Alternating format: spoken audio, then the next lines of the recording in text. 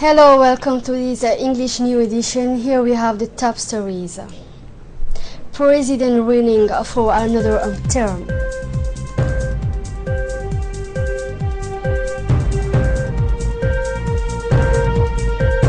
The arrival of the president for Africa, where China and Africa summit take place.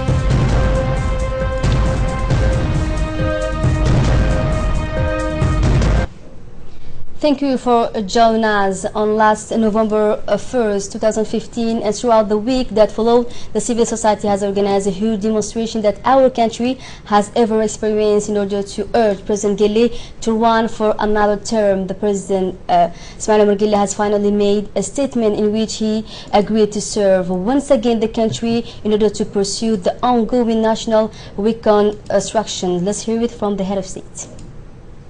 بسم الله الرحمن الرحيم الصلاة والسلام على رسول الله صلى الله عليه وسلم جيبوتي أيونتاو عنده كدي لبوكسي السلام عليكم ورحمة الله وبركاته ولا ليال ددوينها دلكينا. On last November 1st and throughout the week that followed, you organized the largest demonstration that our countries have ever experienced. Not only this incommensurable event could be held without the involvement of any political party, but it also will remain in the political annals of our country. Let's emphasize the Djiboutian people who desired their own wish to express its will with firmness and determination. Through these huge events that could not go unnoticed by the national, regional, and international community, you wanted to send me a single and unique message to see our country continue its march towards progress. You also challenged me by asking one single voice to run for another term. After having maturely reflected, I decided to make this day the answer to the question I have been asked. Dear compatriots, given the pivotal period that crosses our country, given our mobilization and unequivocal support, given the regional situation, I decided to bend me to your will by accepting to run for another term in the next presidential election. I agreed as well to serve once again my country and my people, to pursue the ongoing national reconstruction, to work tirelessly for becoming better, and sacrifice myself for the supreme interest of our nation. Dear compatriots, I sincerely believe that I will spare no effort to promote the development of our country, and that from the day that you had given me the destiny of our country, I also believe that the tireless efforts made through this period to date have yielded tangible results. The next poll must serve an opportunity to confirm as firmly your will expressed on November 1st. By voting overwhelmingly in favor of progress, stability, and peace, you will have inflicted a stinging defeat to hostile external forces in the development as well as to their local representatives. The latter put all their energies to keep our country in the underdevelopment and the inherent poverty, to tarnish the image of our country, permanently distorting reality. Finally, I think that imploring the Almighty to grant us His help, we will eventually reach the goals we have set ourselves. Convinced of his statement status, his political leadership, his ability to continue its progress in all areas of development of our country, the Djiboutian people has urged the head of state, His Excellency Mr. Ismail Omar Gele, to continue his work and take up the reign of the country. Here is a report on the progress and development prospect.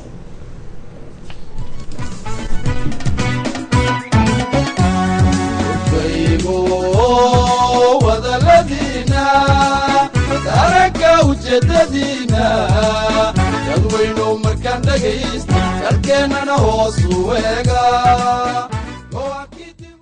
The answer finally fell, charming the hearts of many in Djibouti.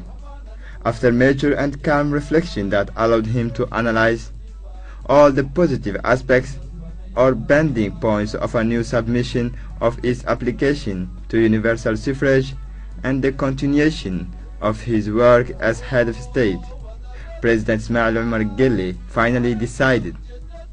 He bent to the demands of a people sharing he could not escape and mute the powerful call of the masses who have, on multiple occasions, to the streets of the capital, marched through cities across the country to tell him to get involved, prove his attachment to his people, to his human stature, state, and its political leadership. They remain convinced that the best guarantor of the country's stability and unity of a people in all its ethnic components. They expressed her enthusiasm to see continue his work for the welfare of all, reluctant to sell off the future. They notified him that they are proud of the progress and development prospects painted on the horizon with the start of construction of many large-scale projects that drove off prefigure Djibouti tomorrow: 4 new ports, 2 airports, 2 new railway lines, a new road corridor north Tajura Balhu, plus many more projects in the sectors of water, electrification, urban planning, tourism, and education, among others. Overall massive investment that will comfort the place of Djibouti hub of containerized goods in commercial and financial center, from a strategic location for logistics and services including warships, huge important connection point for international communication. By getting them to answer their call, Djiboutian vast majority mean that the outgoing president remains their choice, a choice of reason. He had asked us to continue to serve a nation in the making.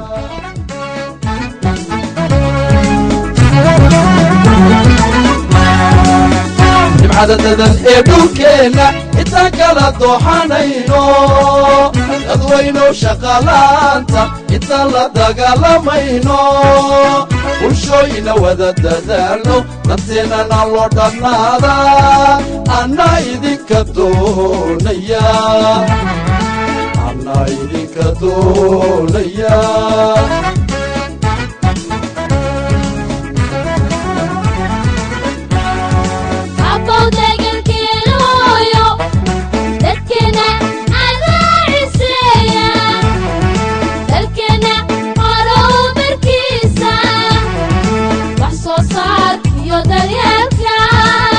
sidandana yadowga dhowrno waxaa dowla noo dirayso abow kugu diri mayno abow kugu diri mayno abow kugu diri mayno abow kugu diri mayno.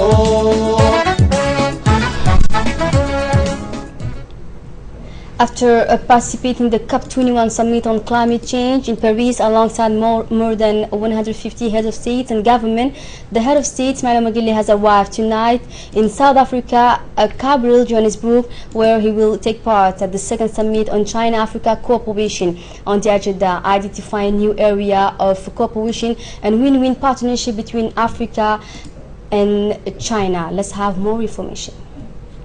The head of state, Ismail Omar Guelleh, has arrived in South African capital, Johannesburg, where he will take part to the second summit of the Forum on China-Africa Cooperation to be held from December 1st to 5th. He will participate in the meeting along his Chinese counterpart, Mr. Xi Jinping, and 50 other heads of states and government of Africa, dedicated to launch an even faster rate in trade between China and Africa.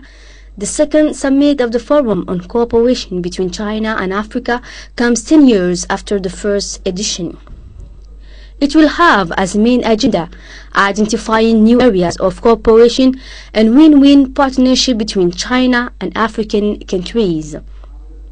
Clearly, this China and Africa Forum, certainly successful, aims to maintain partnership around the construction of basic infrastructure such as roads, railway and airports. In redefining strategic partnership between China and Africa, which has a summit, the countries of the Black Continent reach the establishment of a greater cooperation in the field of industry and agriculture modernization. They also want to benefit from a greater technology transfer. Countries in Africa, specifically in this technology transfer is deployed through the allocation of a greater number of scholarships to their students in China and through training on the job infrastructure that China has on the continent, therefore more effective frameworks and African intermediate technicians. China sought for his part a strengthening of its status as a privileged partner in Africa.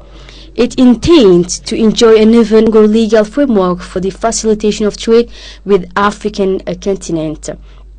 Beijing also wants the emergence of greater Sino-African solidarity in international forums, particularly within the signatory countries of the United Nations Convention on Climate Change. The South African city of Johannesburg, which houses the work of this summit, is awash this day under the weight of preparation for the reception and security presidential foreign delegation that will take part in the second forum on China-Africa cooperation. Several administrative structures the city seen in turn making badges for participants to the China-Africa summit. The main arteries of the city are decorated in favor of the events, bright spots and banners wishing all a warm welcome to the distinguished guests. The roads are cleaned several times a day and a large staff to the cleanliness and hygiene continuously proceed to trash pickup on public roads. Security is enhanced in the vicinity of hotels to house foreign official delegation attending to the China-Africa summit. And right after his arrival, the head of state, Ismail Margili, has met his Chinese counterpart, Mr. Xi Jinping. This encounter was held at Forum Summit Work on China-Africa Cooperation, held in Johannesburg, South Africa, from December 4th to 5th. This encounter took place along with the delegations accompanying the two presidents in the framework of the Forum on China-Africa Cooperation. The discussion between the two leaders, which means the President of Djibouti and China, focused on the relation of friendship and cooperation between the two countries and the two people, as well as ways and means to promote and further develop the already close ties. The state of a win-win partnership that the two countries have around several major projects, including the construction of a series of construction such as a port, airport, international airport, electric railway, and modern road, was mentioned during this interview. The interview will then extend to the identification of a new pole of win-win cooperation between the two countries, the establishment of a framework of implementation of the video surveillance a camera system installed that China for greater security for society structure of Djibouti was also discussed during the meeting. The Minister of Affairs International Cooperation, Mr. Mohammed Ali Yusuf, and the Minister of the Communication Post and Telecommunication Office, Mr. Ali Hassan Bahdon, attended the hearing between the President Gili and his Chinese counterpart. Arrived on Tuesday early afternoon in Johannesburg, the President of the Republic, His Excellency Ismail Omar Gili, has got a very warm welcome. The red carpet was challenged him for a troop of honor of this country played the item of the Djiboutian item. Economic now, under the chairmanship of the Deputy Sharmake Musa Awe, the Finance Committee of the General Economic and Plan have met Tuesday, December 3, 2015, in the room of the Commission of the Parliament. This meeting was devoted to the consideration of two bills. Bill number 150/2015 concerning ownership of the financial account of the electricity of Djibouti for the year of 2011. Bill number 160/2050 concerning ownership of the financial account of the electricity of Djibouti for 2012. The government was represented by the Minister of Energy energy responsible for the natural resource, Mr. Ali Yaqub Mohammed. At the end of the meeting, the members have issued a favorable opinion of the adoption of these two bills of legislation of the next public meeting of the National Assembly.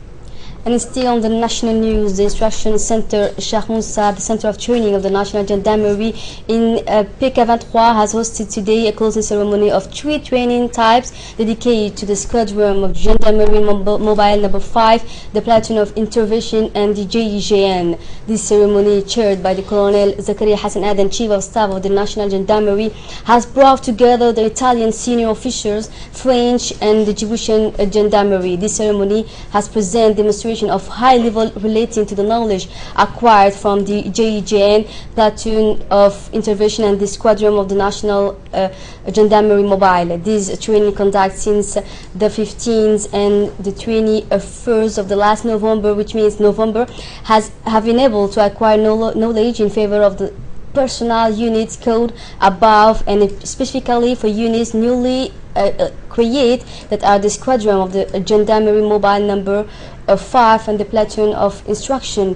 The database and the knowledge inherent to their missions are daily assigned within their spectrum of intervention. The intervention group of the National Gendarmerie, elite unit of the Gendarmerie, was able to lead on specific cases relating the fight against terrorism, particularly in the context of the liberation of hostages in space, welcoming the public, and on the piracy era. The Platoon of Intervention and the Squadron of Gendarmerie Mobile number 5 have learned how to work together in the framework of the democratic management of crude and the mission owned by the Platoon of Intervention in the Squadron Gendarmerie Mobile that it belongs. At the end of the ceremony, the Colonel Zakaria Hassan Aden, Chief of Staff of the National Gendarmerie, did not fail to thank the instructor of the missions of French expertise coming from the French JEGN and the Gendarmerie Mobile French before they gave the testimony of satisfaction of their side.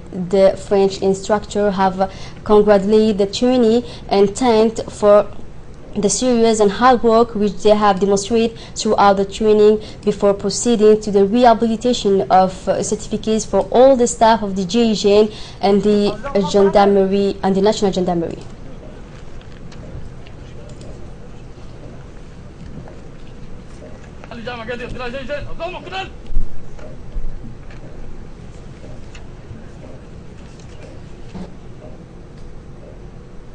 A workshop of information and promotion for the agenda of development and the objective of sustainable development for 2030 has been held today in the conference room of the UNFD. The objective of this workshop is to share ideas around the fruitful discussion. The main theme for this meeting is the program for sustainable development for 2030. This program is at the heart of any debate for everything that affects the future coming to the nation of the world. This workshop has seen the participation of the General Secretary of the National Union of Djiboutian Women, Mrs. Fatuma Moussa, the representative of the Arab Women Center for Training and Research, the sociologist Mr. Suleiman Majlidi, the representative of the organization of the civil society and the public institution. Then the sociologist has presented the objective of the sustainable development to the participant in a projection. Finally, the participants continue the work by initiating a series of discussions around the same theme. The Embassy of Japan has organized yesterday evening at the Djibouti Palace Kempinski the commemoration of the 82nd anniversary of His Highness the Emperor of Japan. This commemoration was held along with the Ambassador of Japan to Djibouti, Mr. Tetsuo Rai, the President of the National Assembly, Mohamed Ali Hamed, the Minister Delegate in charge of the International Cooperation, Ahmed Ali Silai, the National Director of Public Security, Hassan Said Khairi, the Commander of the National Navy, Abdurrahman Adel, the Ambassador of the United States to Djibouti, Tom Kelly, the Ambassador of the European Union to Djibouti, Joseph Zilva, as well as Member of Parliament and other prominent personalities. The commemoration of the 82nd anniversary of His Highness the Emperor of Japan began with the national team of the two friendly countries.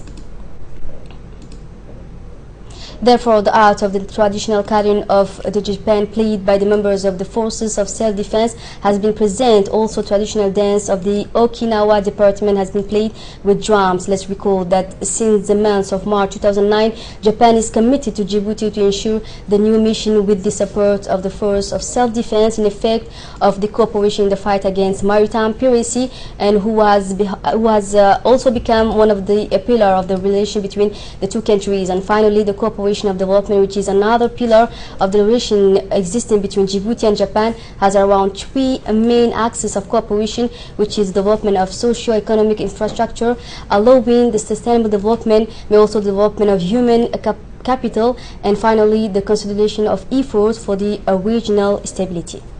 The Association for the Protection and Development of the Child in Need has welcomed today a member of the United States Embassy, including Mrs. Elsa Amaya Kelly, the wife of the Ambassador Tom Kelly, Mrs. Joya Strack, a cultural attaché, and Mrs. Alexi, the responsible for the political offer, for a ceremony of a gift book and a school equipment.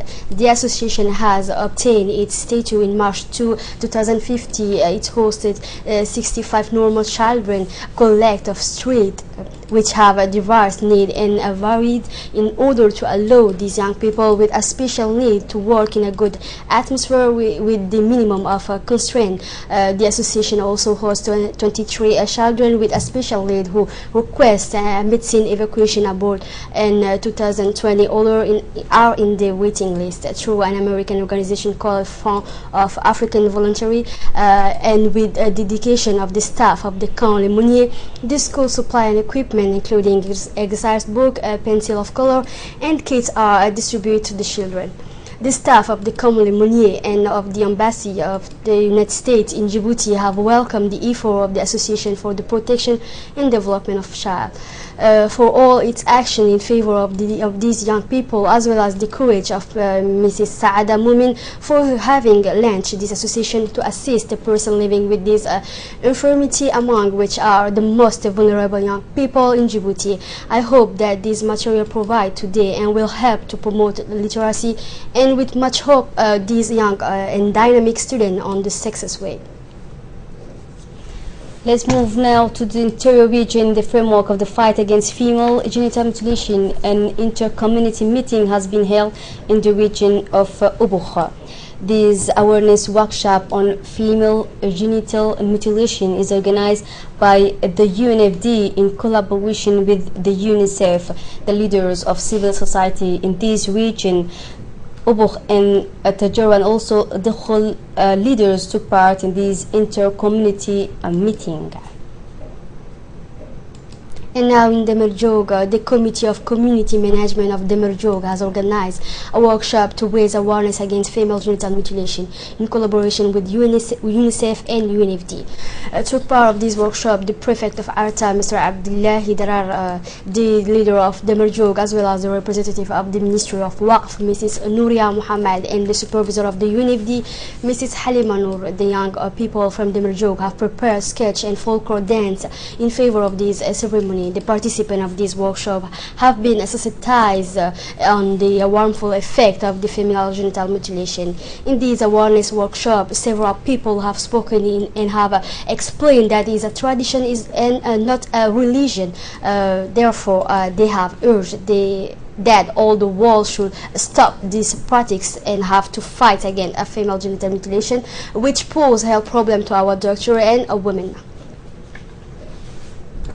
Moving on to the international level, a gunfight broke out Wednesday in San Bernardino, California, in a social service center, leaving at least 14 dead and 17 wounded. Two suspects, a man and a woman, were killed by police, while another man was arrested. For more information, listen to this report. A murderous shooting took place Wednesday, December 2, in the city of Bernardino. The Inland Regional Center, a social service center for treatment of people with developmental disorders. At least 14 people were killed in the attack and 17 others were injured. According to the latest police press conference, the two suspects, a man and a woman, were killed in a black car by police during a shootout on a highway. They wore a paramilitary outfit and were equipped with assault rifles, handguns, and perhaps explosives. Another man who was seen running away was arrested. The police has not yet established a link between these men and the shooting. We are trying to determine if a third person was involved or if other people have been involved in the preparation, added the head of the local police. He also said that the police was carried out raids on a house in the city of Redlands, about 15 kilometers from San Bernardino. It is still unknown the motive for the attack. I know that one of the major issues that will come back is it terrorism, but I still do mean if we are certain, said an FBI official, David Boudic. The persons referred participated in a festive meeting on his service. A dispute then broke out, said the police chief, and one of the guests had left. He did not specify whether that person was involved. The shooting broke out in the late morning around 11 a.m. local hours in establishment where disabled people are welcomed. It is a big structure, 1,600 employees where hundreds of people are treated, said Sebastian Vania, corresponding from 24 in Los Angeles. U.S. President Barack Obama has said his condolences to the victims' family, deploring scenes that are repeated throughout the United States and are unparalleled elsewhere in the world. There are measures we can take not to eliminate all these shootings, but to improve the chance that they do not occur with such frequency, Obama said on CBS. The result of this shoot is the heaviest since the carnage in December 2012 in the Sandy Hook School in Newton, Connecticut, Northeast, where 26 people were killed, including 20 children. The mission to target so-called Islamic State militants in Syria could take some time and will require resistance, Prime Minister David Cameron has said. RAF Tornado conduct airstrike on 6 targets in Syria, successfully attacking ISIS controlled of all file. The Ministry of Defense confirmed there will be a strong support from our ally for the action of the Prime Minister said. It's come as 2 additional tornado and 6 typhoon have been dispatched to the region to take part in attack. Speaking after the strike, Mr. Cameron said the operation in the Syria will require patience. It's complex and it's difficult. What we are asking our pilots to do, and our crew should be with them and their family as they commence this important work, he said.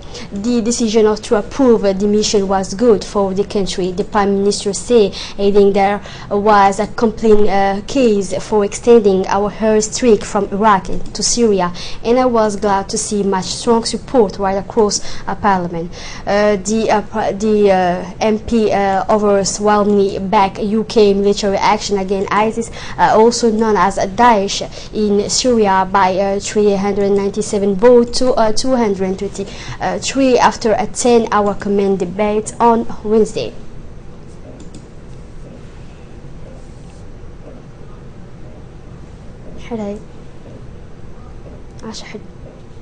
That's it for tonight news. Thank you for your attention and do stay with us.